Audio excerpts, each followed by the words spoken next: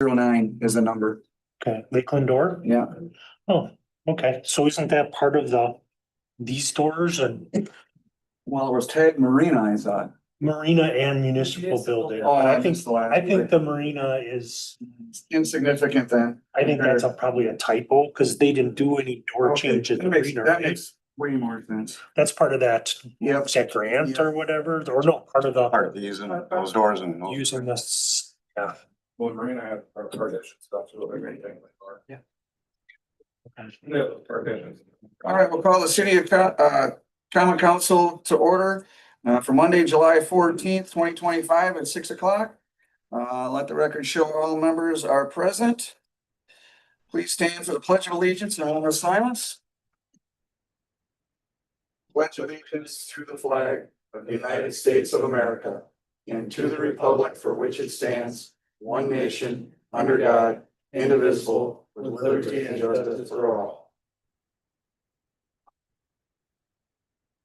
Please be seated. Four, this meeting is in compliance with the open meeting laws. Item 5, motion to approve or make changes to the order of the agenda. Do we have a motion to approve the agenda? I'll make that motion. Well, second. We have a motion and a second. Any discussion? All those in favor signify by saying aye. Uh, Opposed, motion carried. Item 6, I entertain a motion to adopt the meeting minutes. I'll make the motion. Second. Any discussion?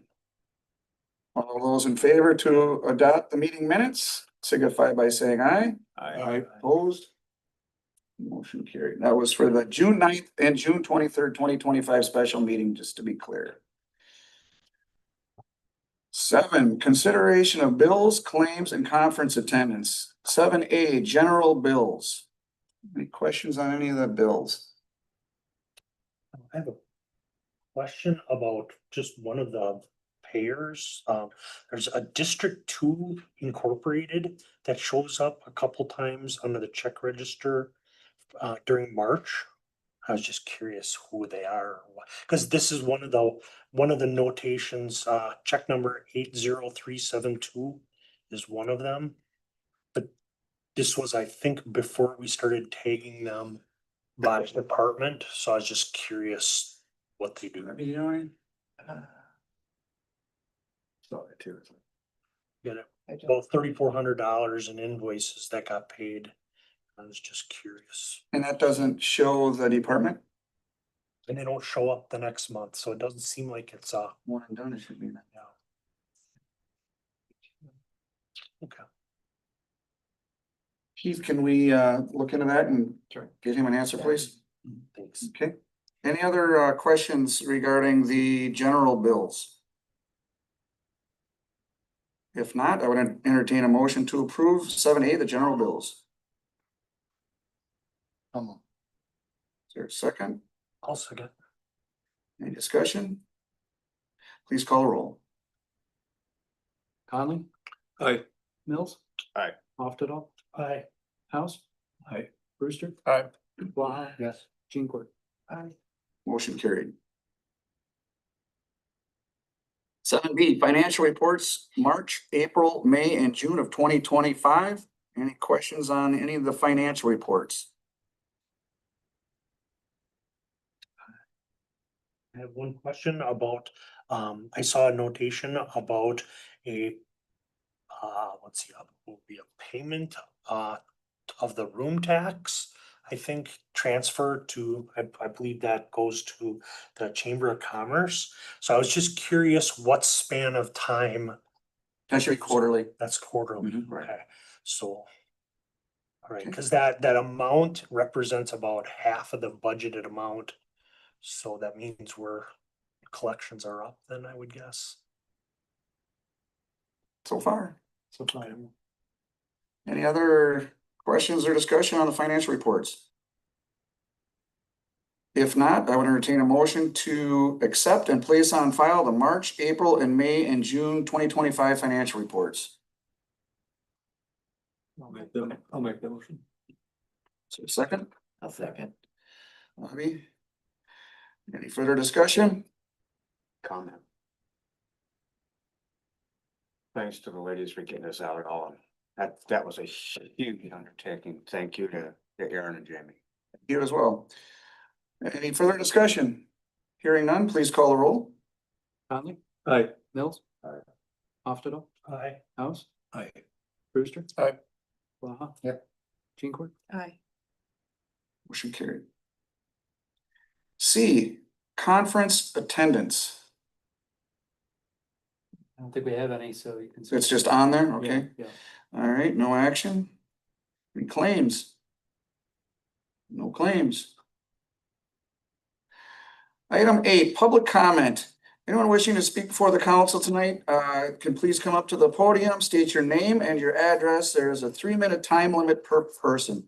Is there anyone that wishes to speak under public comment this evening? Is there anyone that wishes to speak under public comment this evening? Hearing none, public comment is closed. Item 9, boards, commissions, committees, agendas, reports, and staff report. Any questions on any of those reports? If not, I would entertain a motion to accept and place on file all those reports. I'll make that motion. Second. Any further discussion? All those in favor signify by saying aye. Aye. Opposed? Motion carried. 9A, staff reports. Actually, that would have been, You just covered that. that's all of that. So that would be A and B. And it's all separated like that. 10, mayor's report. I have nothing to report this evening. Item 11, old business. Is there any old business? No old business. 12, new business. 12A, readoption of ordinances. Ordinance number 632-2022, an ordinance to repeal and recreate chapter 2, section 2-31 of the City of Kewaunee Municipal Code regarding committees of jurisdiction. Are we gonna do these separately, together? I think we could do them all at once since, no, you have to do them separately? Yeah, We could do them separate, and because they're ordinances, if you could have a roll call for each. Okay. So, ordinance number 632-2022, do I have a motion to readopt? I'll make that motion. Is there a second? Second. Any discussion? Okay, please call the roll. Conley, Aye. Mills, Nay. Oftedal. Aye. House, Aye. Brewster. Aye. Blaha. Aye. Jean-Court. Motion carried. 2, ordinance number 635-2022, an ordinance to amend chapter 2, article 3, division 2 of the City of Kewaunee Municipal Code to amend the title of said division. Okay. Do we have a motion to approve? I'll make that motion. Is there a second? I'll second. Any discussion? Please call the roll. Conley, Aye. Mills. Aye. Oftedal. Aye. House. Aye. Brewster. Aye. Blaha. Aye. Jean-Court. Aye. Motion carried. 3, ordinance number 643-2023, an ordinance amending chapter 6, alcoholic beverages of the City of Kewaunee Municipal Code to allow for administrative issuance of temporary Class B liquor picnic licenses. Do we have a motion to approve? I'll move. I'll second. Any discussion? Let's call the roll. Conley, Aye. Mills. Oftedal. Aye. House. Aye. Brewster. Aye. Blaha. Aye. Jean-Court. Aye. Motion carried. 4, ordinance number 647-2024, an ordinance repealing and replacing Article 6 of Chapter 18, businesses in the City of Kewaunee Municipal Code as it relates to regulating short-term rentals. Do we have a motion to approve? We have a motion. Is there a second? I'll second. Who won that battle? Ned? All right. Discussion. I'd like to pull it off completely. It's just fraught with bad language, stuff that doesn't make sense. As an example, 18-212C2 refers to ordinance 94-196, which is our noise ordinance. There's no decibel levels in that it's completely unenforceable. So it's referring to an ordinance that's not even, that has to be changed as well. 212C3, they're only allowed 1 square foot for a placard. That's pretty tiny. But I think it's something that could be talked about. Wording in 223-D line 4 needs to be changed. 18-225A4 refers to ordinance chapter 28. We don't have one. Goes from 26 to 30. So I would like to have it pulled out and let's completely rebuild this thing. Okay, any further discussion? Hearing none, please call the roll. Conley? Nay. Mills? Nay. Martoto? Nay. House? Nay. Brewster? Nay. Blaha? No. Jean Motion failed. All right, then let's put that back to get some of those and possibly other language corrected. All right, item 5, ordinance number 648-2024. An ordinance amending Article 2 of Chapter 38, Health and Sanitation of the Municipal Code of the City of Kewaunee, Kewaunee County, Wisconsin, relating to the abandonment or operation of wells within the city of Kewaunee. Do we have a motion to approve? I'll move, I guess. Is there a second? I'll second. Any discussion? Again, this one is just fraught with typographical errors. There's meanings in here that are confusing. I think it needs to be pulled and gone over and completely rehauled. Okay, any further discussion? Nate? Was this one subject to any kind of, This is DNR, I thought. this was DNR based? Well, this was updated, we ran it through Public Works months ago. The language was drafted from Rural Waters, Mm-hmm. if I'm not mistaken. I don't know if it was this exact wording. That's been last fall, we went through for the abandonment of wells, just updated with the DNR standard. Was that something that did they put a time limit on us, or can we go back and revisit? Do you remember? I think we might have a little bit of time on this one. Okay, so we got some time to revisit. Okay. We send it back to public. Any further discussion? Didn't Tony, when Tony was here and he talked about it, wasn't there a timeline though? About abandoning those wells when Tony, I don't remember, because we talked about it at Public Works, but I know there was a time limit. They get reviewed and get set our standards Yeah. on paperwork, testing, that's what we're adopting, and that process is already in motion. That should have been, wasn't this once ready by council? Yes. So that process is in here, it's gonna go through and re-clean it up, but the motion, this is in our code, this has been approved from last time we went through it. Yeah, but they never published it.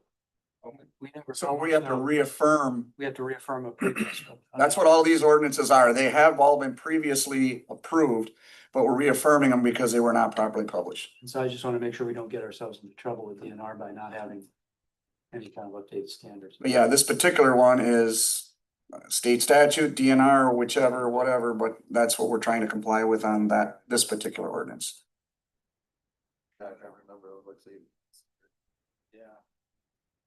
Well, I didn't catch that. What was that? it was like 6 or 8 months ago, so I'm unsure if it's gonna get us in a bind. I mean, we're already following the ordinance that was approved, so even if it wasn't properly, I mean. Yeah, you're treating it like it was. Aaron, Can you just point out, a lot of this looks like cookie cutter template to me, like that you would have made or somebody would have got it from the DNR or, you know, an ordinance. Water, I think, is what Nathan is referring to, where it came from. So can you just point out, I guess, Mr. Mills, can you point out one example of what's not up to par. Yeah, it refers to, like the city in definitions, municipal water system, and are we servicing a certain location?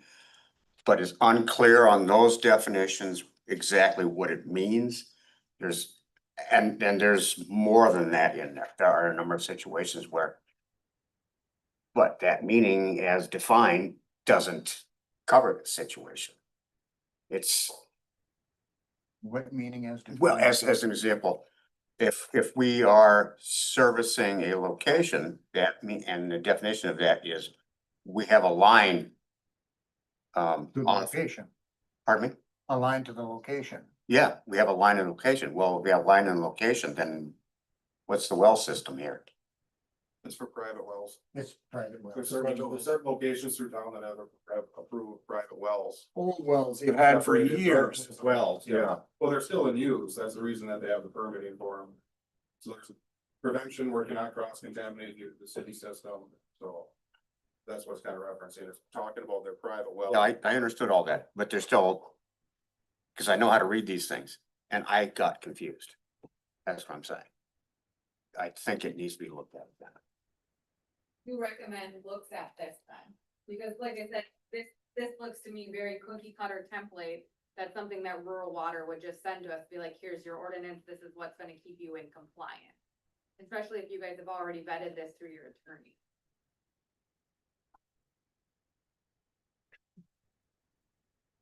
And if we're on a timeline to be in compliance, which we usually are on something like this. Yeah, it would help. to If the language is essentially what rural water has pushed out. For us to approve, I guess, I don't know what the objection would be. I mean, I'm not an expert by any means, but a lot of these sections are straight Wisconsin Administrative Code, Wisconsin State statute. Like, it's not referring back to your municipal code like we had on that last one, where like, we don't even have a chapter 28.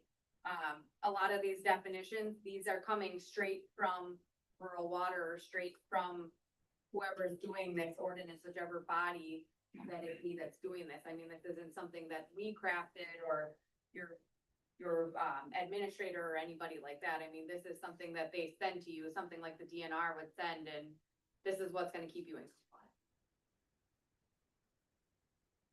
So having said that, I would suggest then this particular one, we continue forward with it. It's already been enacted in place. And it meets the requirement of the state, whatever all departments involved with it. So if they're satisfied with it, I don't know why we wouldn't be. Any further discussion? Please call the roll. Conley? Aye. Mills? No. Often? Aye. House? Aye. Brewster? Aye. Blaha? Yes. Jean Court? Motion carried. 6, ordinance number 654-2025, an ordinance amending chapter 2, administration of the municipal code of the city of Kewaunee, Kewaunee County, Wisconsin, to update and enable the authorized advisory boards, committees, and commissions. We have a motion. I'll move. Second, I'll second. any discussion? No discussion? Please call the roll. Conley? Aye. Mills? Aye. Often? Aye. House? Brewster? Aye. Blaha? Yes. Jean Court? Motion carried. Okay. 12B, Community Center Survey Results, presentation by Cedar Corporation, Eric Fowley and Brandon Strelo. This 122-page document that you guys have correlated for us is much appreciated, and I'll just recite every. we'll go line by line if you all want to bear along. Work in here. Yeah, that's my. Oh, hey, I work from a distance. Very good. Well, good evening. Appreciate the opportunity to share some of the information gleaned from the survey. I'm Eric Fowle. You know, the rest of the team here, Brandon, of course, Corey Scheidler, our Director of Architecture, is not here, but he's been involved in this and potentially could be if things move forward. Give you a quick overview of the background and the purpose, talk a little bit about the methodology of the survey, discuss some of the results, and of course end with just talking about what the next steps might be from here. So as we understood it getting into this, the purpose, or one of the purposes, is really examine the future needs for an all-inclusive indoor community space or spaces that could serve multiple functions.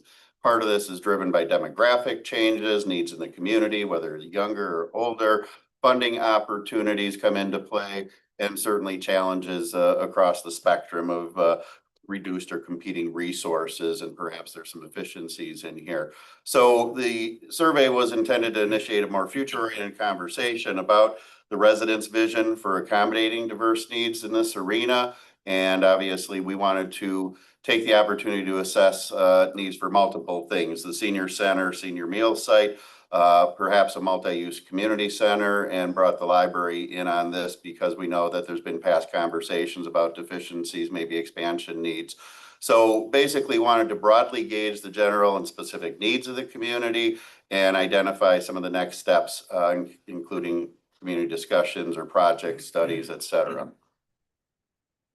We did pull some definitions together, and we wanted to make sure that everybody who viewed the survey and subsequent to that, including this meeting, was on the same page with the facilities that we're talking about. So this was front and center in the intro to the survey. I'm not going to read it in detail, but we did define those 3 facilities. In terms of the methodology, I do need to give a lot of thanks, or we do, to Robin Nelson, Scott Offedall, and Carol Petrina, 2 of, I think, are yours. 3. But they put in a fair amount of time helping us craft the survey and giving us the necessary perspective and details. And we had some great conversations, and it was difficult to condense things from that. Admittedly, there were a lot of thoughts going around, but we felt that we pulled the survey together pretty well. Typically on a survey like this, we like to keep the questions to about 20, just because we know most folks after about 20 questions are kind of, done. But we ended up going with 25, combination of multiple choice as well as open-ended. Basically an online survey using SurveyMonkey, but we did make sure that folks knew that paper copies were available at City Hall, and there were a handful, I think about 40 or so, that came in on paper. Promoted it as best could be done with the city, put a flyer together, QR code, the website, social media, and other announcements, and word of mouth. But basically the survey was available for a 5-week period. Again, we typically try and keep surveys out there no longer than 6 weeks. We know that we get the initial rush within the first week or 2 of participants, but most of the time you'll get a good handful in the weeks to come. So pretty typical process that we utilized. As far as the results go here, I tried to summarize these as best as I could. But overall, we had 269 total survey responses. 45 of them were in paper. So that's about a 9.6 response rate when you look at the 2024 population, slightly higher than what we got out of the Comprehensive Outdoor Recreation Plan survey that was done earlier in the year. And I can tell you from experience, usually those recreation surveys get probably about the most response of any surveys in communities. So I don't think it's a negative against the recreation plan, but we were certainly pleased to see a little bit higher response rate. Even though we didn't meet the target to try and have the statistically valid survey, you needed 339. It's close, and I think it's fair to say that while you can't cite that the results are statistically accurate, it's probably a good bet that it represents the general views of the entire community fairly solidly. Maybe a little hit or miss in a few areas.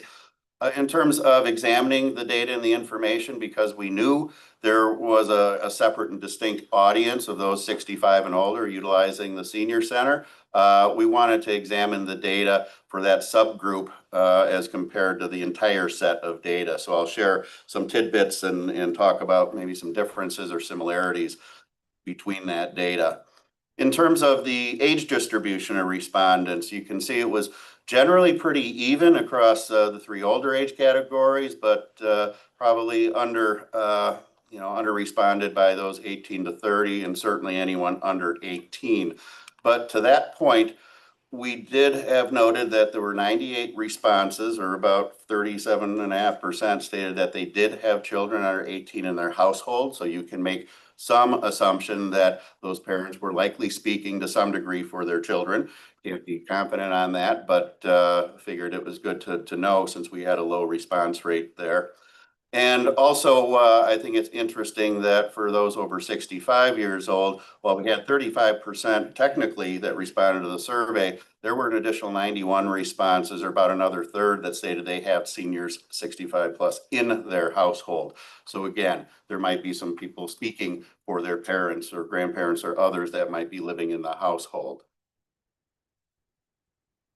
Where did the surveys come from? We wanted to make sure we understood the geography of the responses.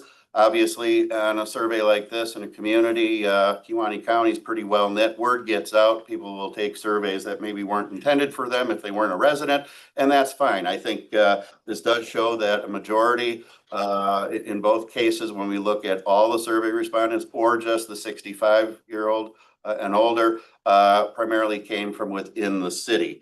I guess it does show that there's perhaps some broader interest in this type of facility from folks that live outside of the community, and that's fine. It's good to know. But I think there's relatively high confidence, given the numbers that we have, that we're representing city resident opinions.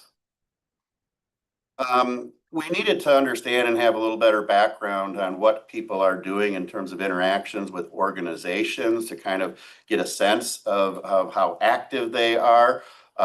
Quite a few entities listed, primarily church-related organizations. Good number of folks responded: Friends of the Kewaunee Library, Kewaunee Health and Fitness, Aging and Disability Resource Center, and a number of others. So it's clear that folks are active out there in a variety of organizations that typically will need some kind of space to meet in or hold activities and events. We also wanted to know specifically where they were meeting, and do those needs accommodate their meetings. So a wide variety, again, of locations and places. You should hopefully know most, if not all of these. There's a few that I'm not terribly familiar with, but nonetheless, they're probably sort of the typical places that you think people would have meetings or events at, given the absence of a community center. In terms of usage, again, understanding a little bit about the usage of some of the existing facilities and looking at the entire subset or entire set of data, you can see that just over 50% of the respondents used the library on a daily, weekly, or monthly basis. And the other half, much less so, including some about 10, 11% that said never or not applicable. So obviously the library is getting a fair amount of usage already, which is good to see. We ask questions about programming as well, because obviously, a lot of these facilities, or in the future, if there is some community center, programming is a big part of that. And so when we looked at the results for the entire set of data, variety of age categories that we looked at, all of them essentially said no, there is not sufficient programming that exists currently within the library, other places in the community that fit their needs. So that ranged from about 60% being seniors to a high of about 81% for those teens that ended up responding to this. But in general, it seemed that there was a pretty high level of consensus that there isn't enough programming, things for people, children, others to do at some of these locations, or in terms of how things are organized. The 65 and older data, just looking at that subset, showed just about 70% saying no, there wasn't sufficient programming. When asked about existing facility improvement needs, again, looking at the entire set of results, the senior center had most responses in the needs complete renovation category. A full half of the participants stated that. Another 25% said it needs minor improvement. When we looked at the library, and again, the entire data set, about 35.8% said it needs some expansion, and another 31% saying it needs minor improvement. So about 60% saying something needs to be done. The 65 and older data showed about a 20-point increase, up to 70% in the needs complete renovation responses for the senior center. While that group, that subset and that age group, the results were very similar to the responses you see for the library. So again, a fair amount of consistent thoughts that regardless if there's something new or not, the existing facilities need something done to them and rank pretty highly. We wanted to know more about existing facilities and those improvement needs and try and get a little bit of detail regarding that.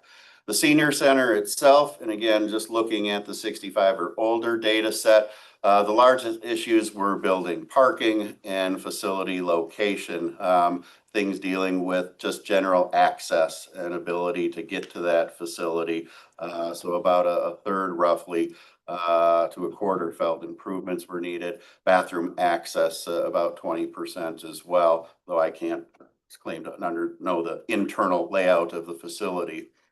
The public library, similar in terms of responses regarding access issues. And again, looking at the entire set of data, about 32%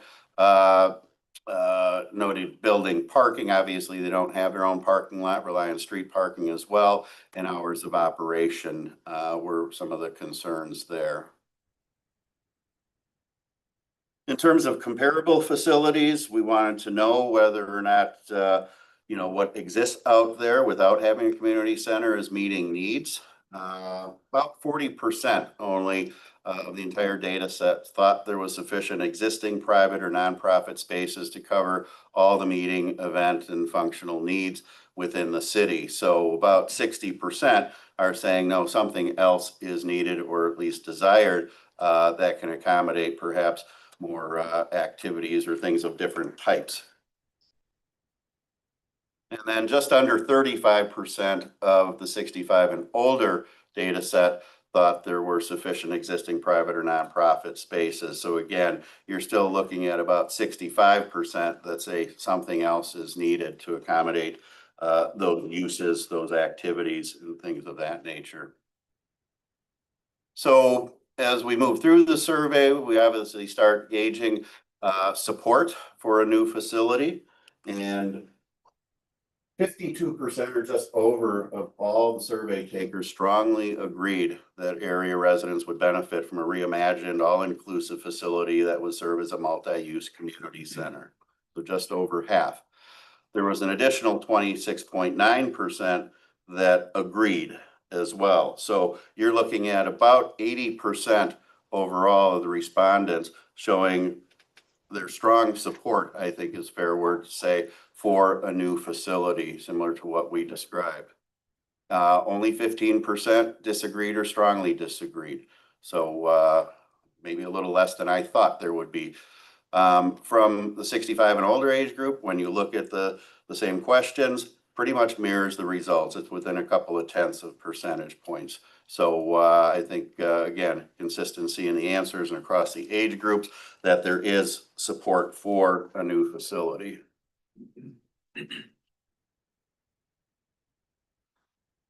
We also asked if there should be support to combine the library and the senior center into an all-inclusive multi-use community center instead of just having a standalone community center and keeping the other facilities in some way.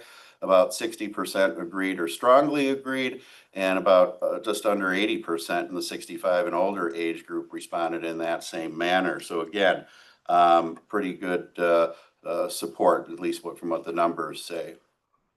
About 35% stated they strongly agree with investing tax dollars into the new centralized all-inclusive multi-use community center.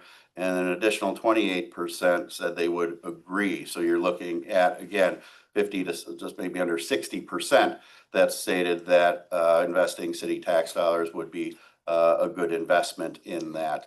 And of course, corresponding numbers for those that disagree or strongly disagree. Within the 65 and older age group, about 42% strongly agree, and again, just under 29%. So fairly similar numbers across those age categories. And then we also asked if people would be willing to pay fees. So 78% of the entire data set And compared to 74% of just looking at the 65 and older stated they would be willing to pay rental fees. Obviously, we don't have a number in mind or tell them how much. But again, I think from a planning standpoint, financing moving forward, should this do that, it would be a revenue source. What that would equate to on a regular monthly basis, not sure, but it's good to go in with the understanding that people would be willing to pay to rent rooms and rent space if a new facility was constructed. And we also dove into facility location. We figured if we're polling the community, we should at least ask a broad question about where should such a facility go if it was to happen. We only had about half, a little under half of the survey takers respond to this. And I'm not sure if because people were hesitant to pick a location or they just weren't interested or didn't care where it went as long as we had one. But nonetheless, we had 104 specific suggestions given in responses as far as where such a facility should go.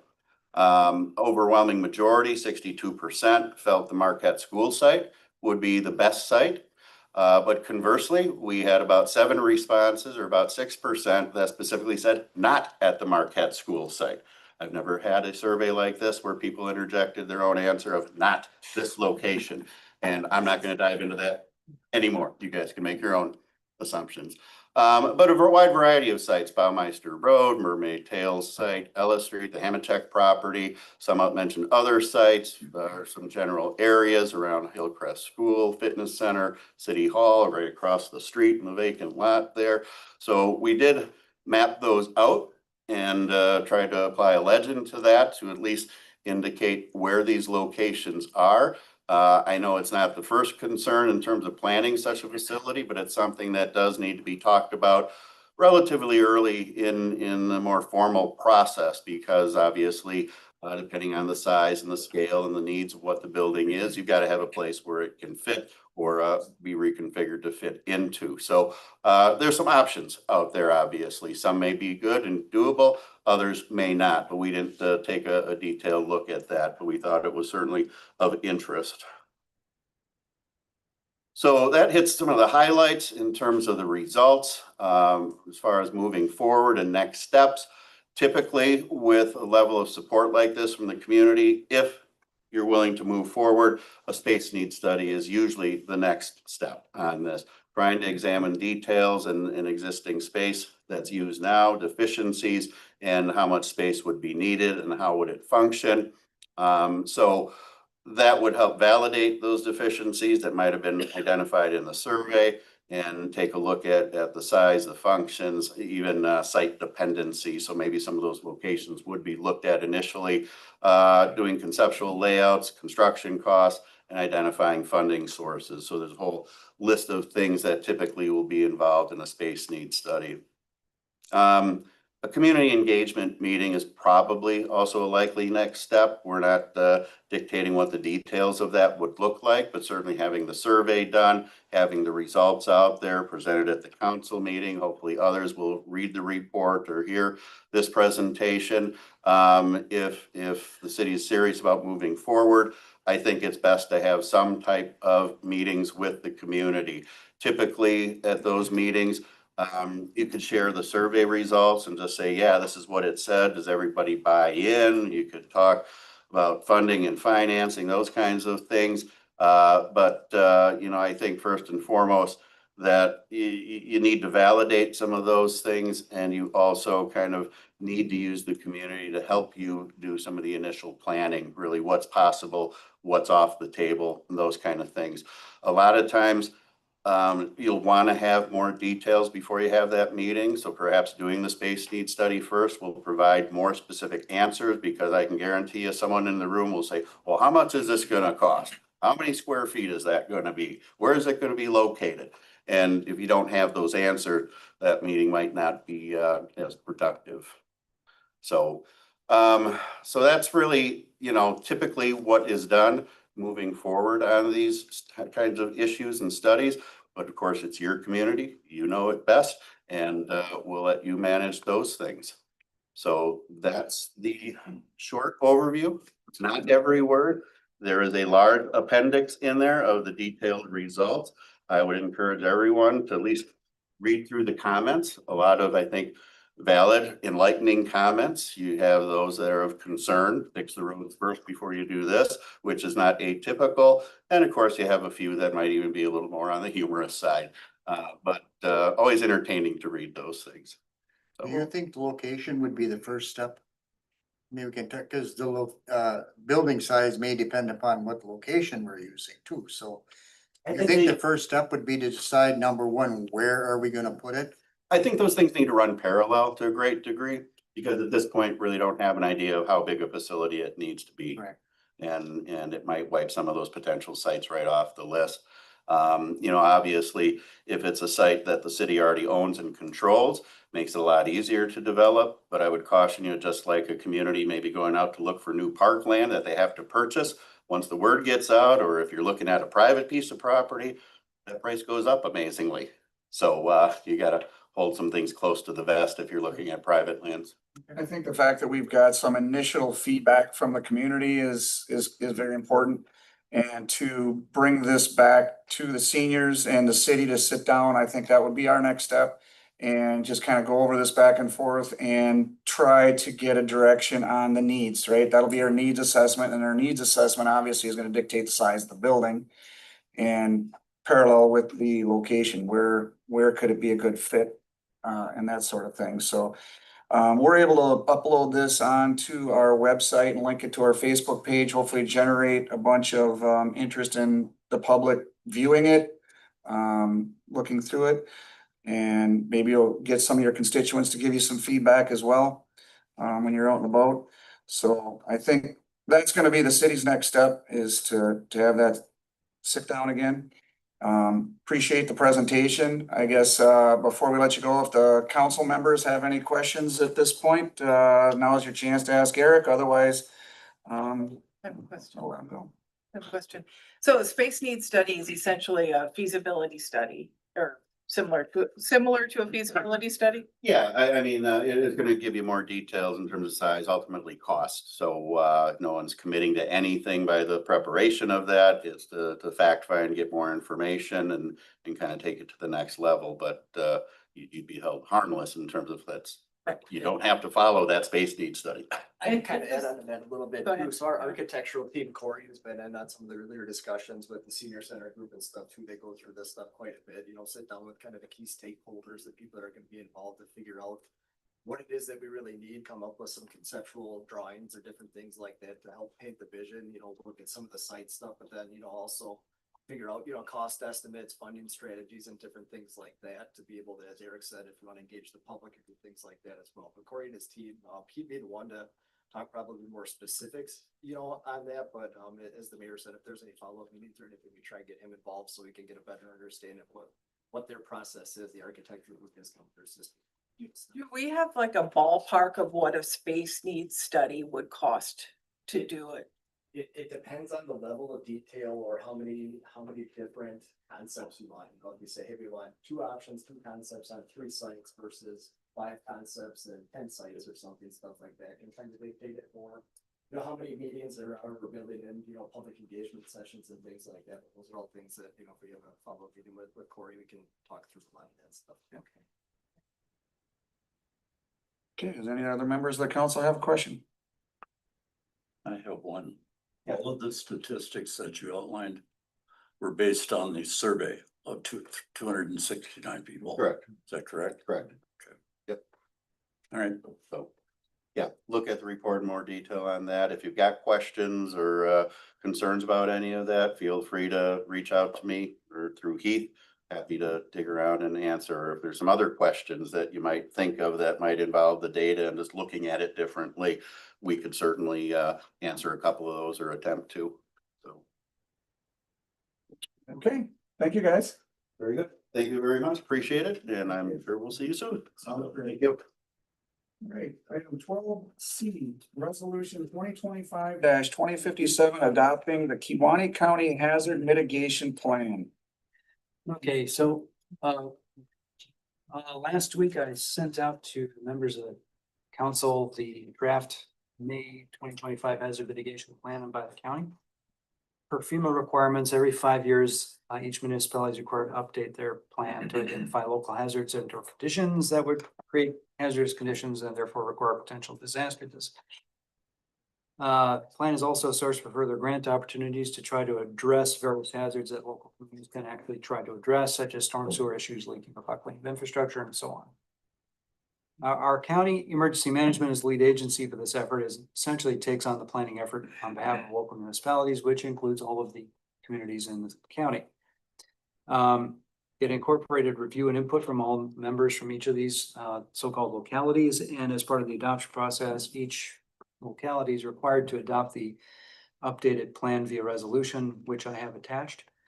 I, as I mentioned, sent it out to you last week. There isn't much in the plan specific to the city, but hazards included would be applicable to the city for purposes of future capital programming. I should note the resolution is required to be adopted and forwarded to county emergency management this month by the end of the month, so they can forward to the state and FEMA in compliance, and so we can remain in compliance with planning requirements. Failure to adopt would make the city ineligible for disaster relief and or grant opportunities related to hazards or natural events. This is a 5-year update. Should be noted, city did receive almost $12,000 last year to pay for some of our labor and equipment use after that derecho last August. Without the plan adoption, we would have been ineligible for that return. Staff recommends approval. Thank you, Heath. So I would entertain a motion to adopt resolution number 2025-2057, adopting the Kewaunee County Hazard Mitigation Plan. Make a motion to approve. I'll second. Any discussion? All those in favor signify by saying aye. Opposed? Motion carried. 12D, request for handicapped accessible parking reservation space on street frontage adjacent to Kewaunee Artisan Center, northwest corner of Harrison Street at Dodge Street. At the council meeting last month, a request was presented to designate a handicap accessible space on street frontage adjacent to the Kewaunee Artisan Center.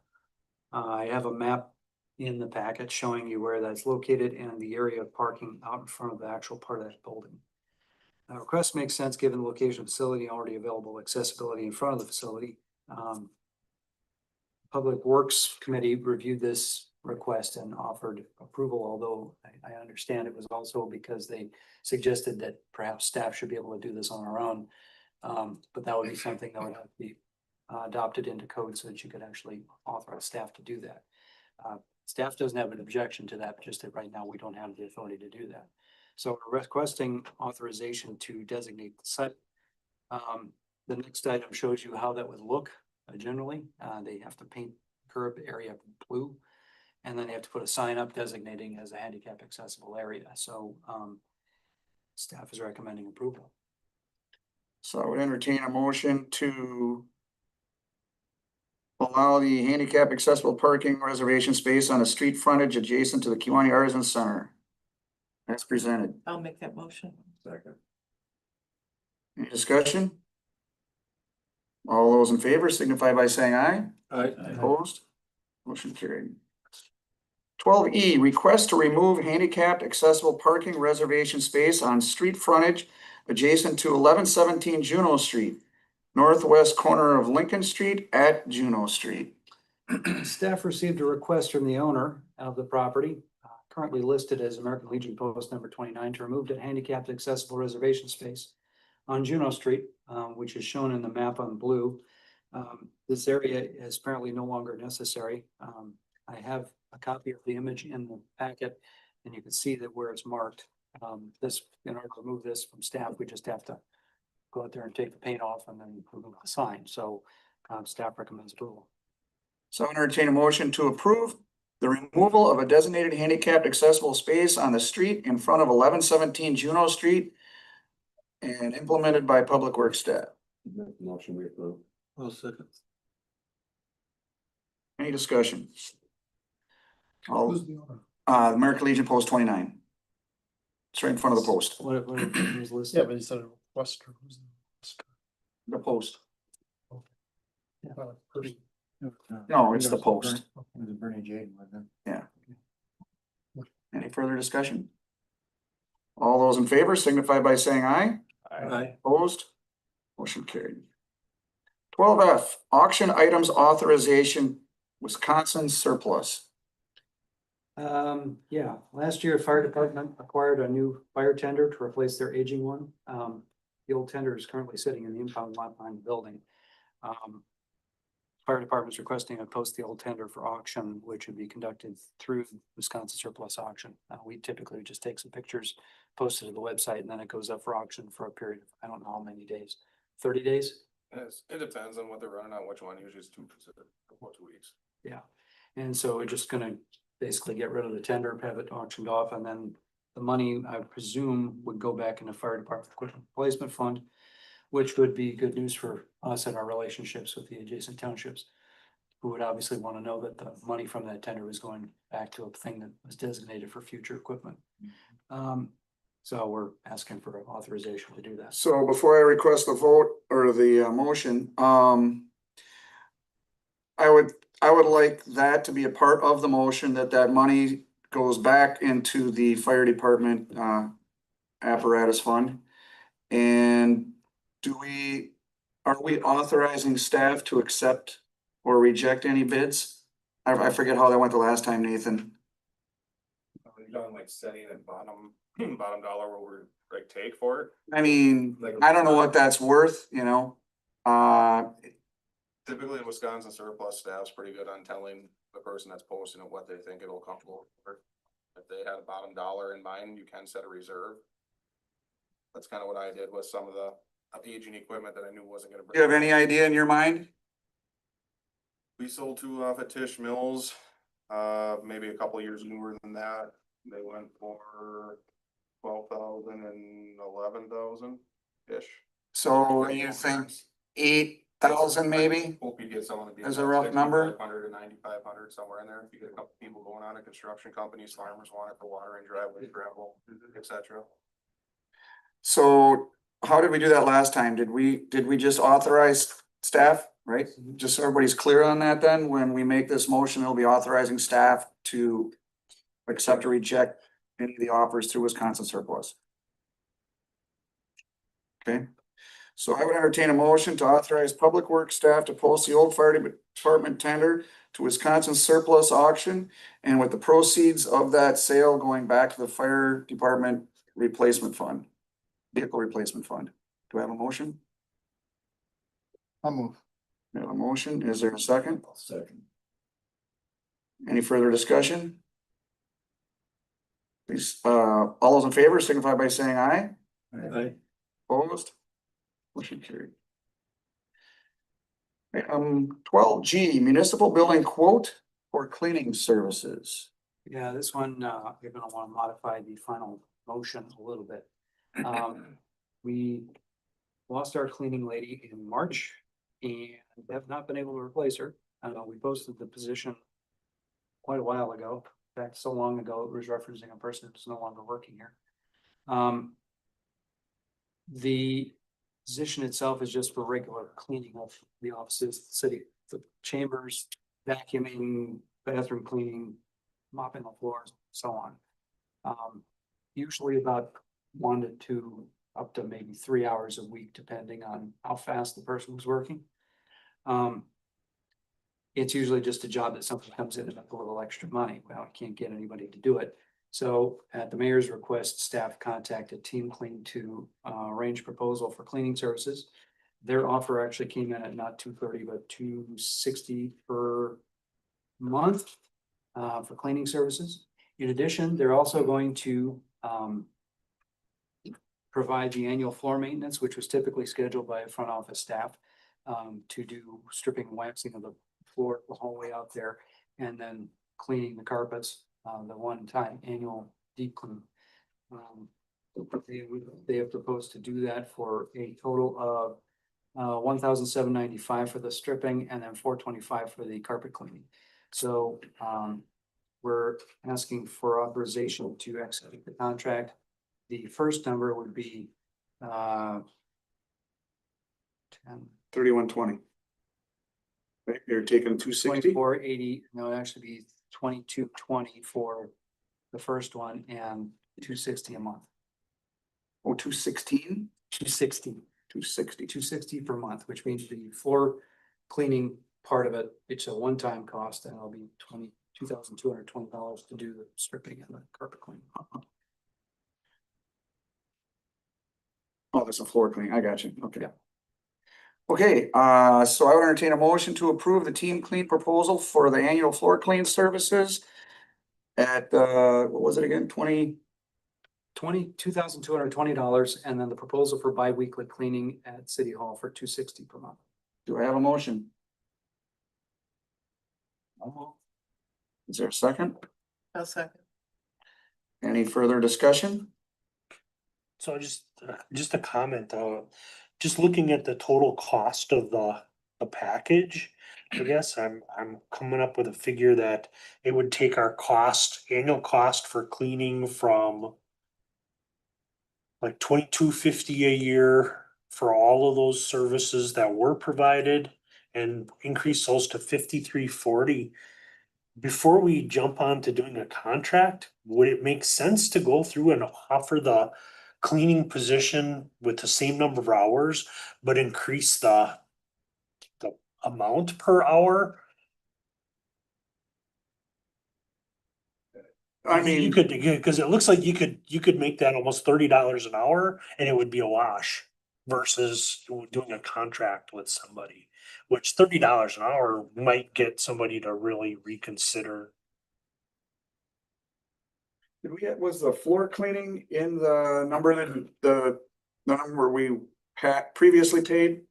I'm not I sure. don't think I'm that not was. sure if No, those The hours. floor cleaning was done separately from. Okay. So it's not that big of a jump. The weekly cleaning was separate. Last time floor stripped and wax was through TDP as well, so the price is probably very similar to what we paid for last time.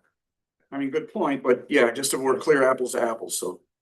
Just, granted, I'm not sure that I would, for right now, I would really think about what work I would do for $15 an hour.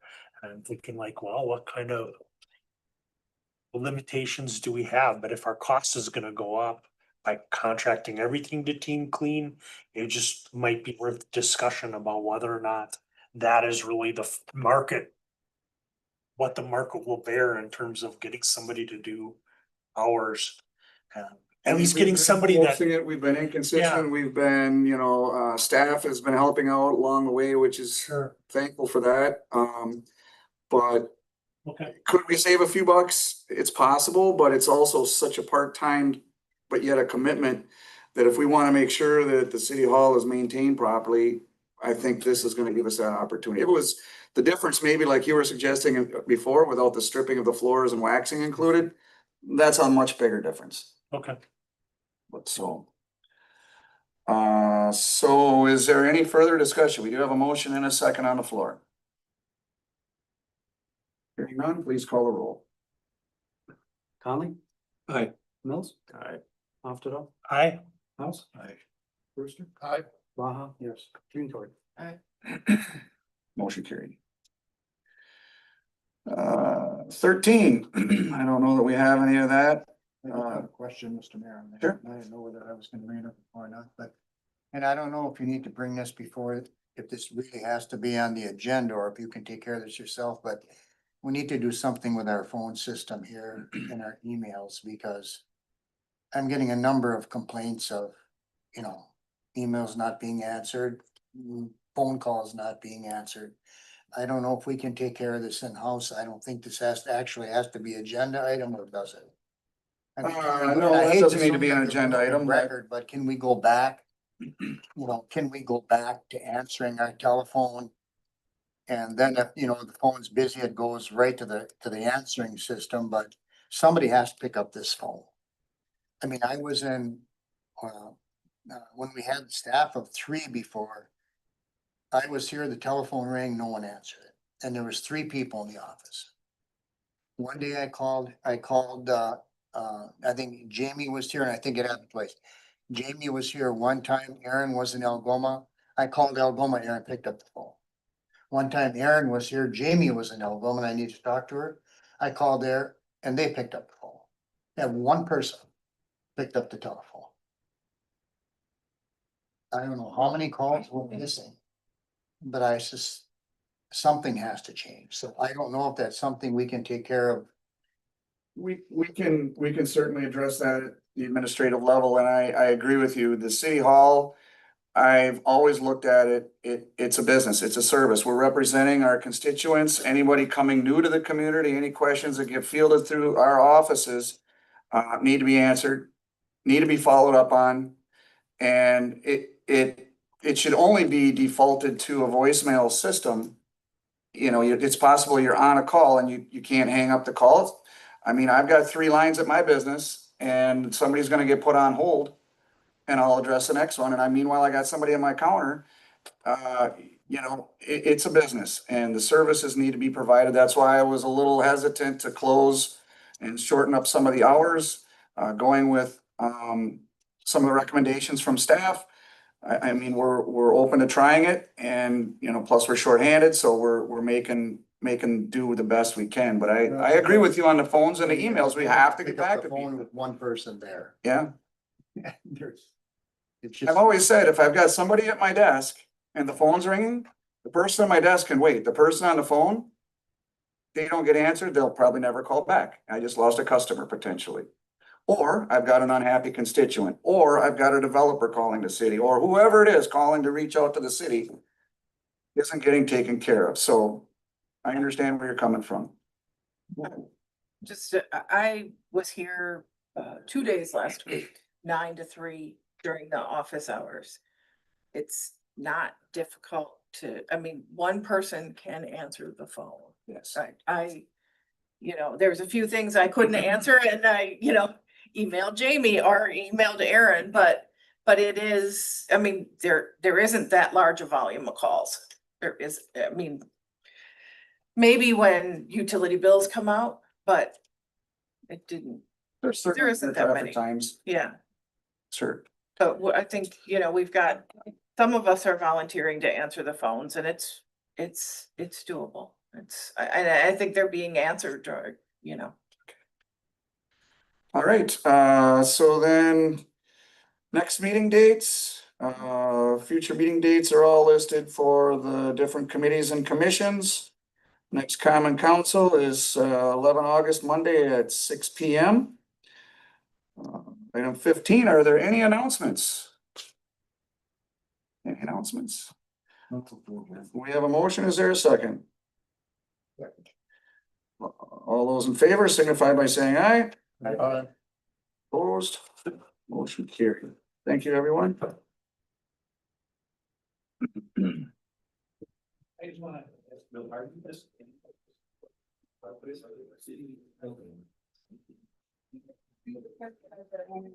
Able